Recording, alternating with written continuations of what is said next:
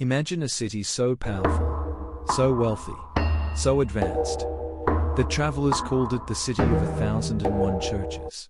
A city that rivaled Constantinople, that sat at the crossroads of empires, that was home to over 100,000 people, at a time when London had barely 20,000. And then, almost overnight, it was gone. No plague, no volcano, no slow decline, just silence. Today, almost nobody knows this city existed, and the few who do can't fully explain what happened. This is the story of Ani, the forgotten capital of a lost empire, and why its disappearance still matters today. To understand why Ani matters, you need to understand where it sat. It's the year 1000 AD. The world is medieval, fragmented, and dangerous. But right at the border of modern-day Turkey and Armenia, something extraordinary is being built.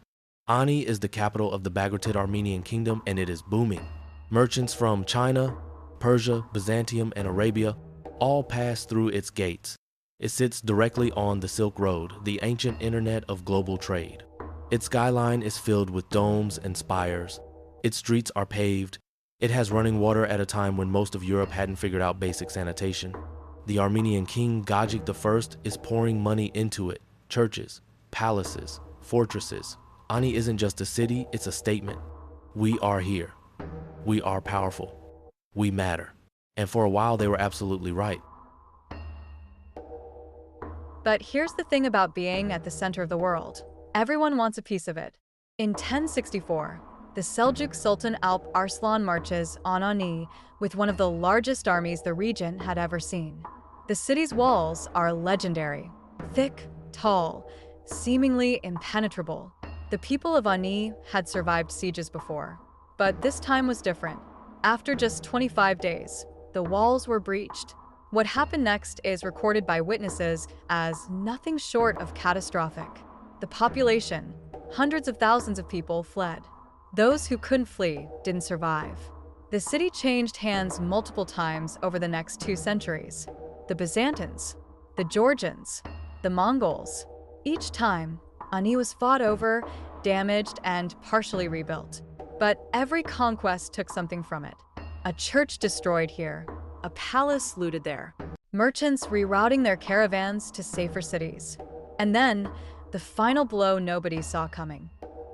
In 1319, a massive earthquake struck the region.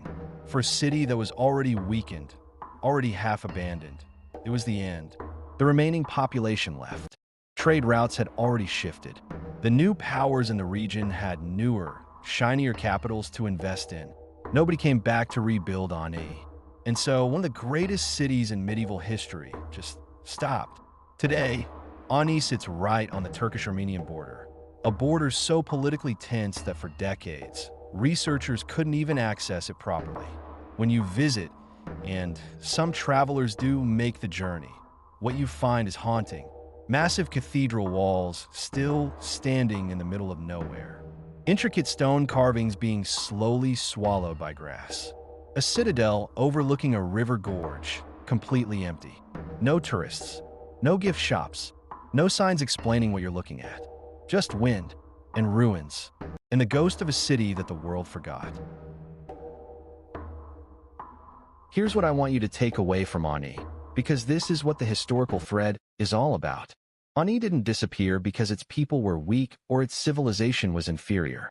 It disappeared because of geopolitics, because of location, because of the brutal reality that sitting at the crossroads of empires means every empire wants to cross you. Sound familiar? The Armenian people have faced this reality for over 1,000 years. The same geographic position that made Ani wealthy in 1000 AD made it a target in 1064. And it made the broader Armenian population vulnerable to what happened in 1915, events that are still politically disputed and painfully relevant today. History doesn't repeat itself, but it absolutely rhymes.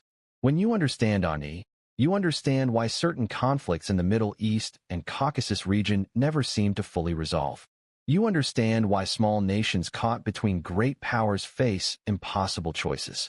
You understand that the world today was built on cities like Ani. Civilizations that rose were erased, and were never added to the history books most of us grew up reading. That's why we're here. That's what this channel is for.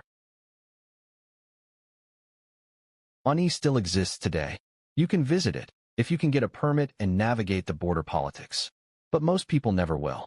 And most people will never know it existed. That's what we're changing, one forgotten story at a time.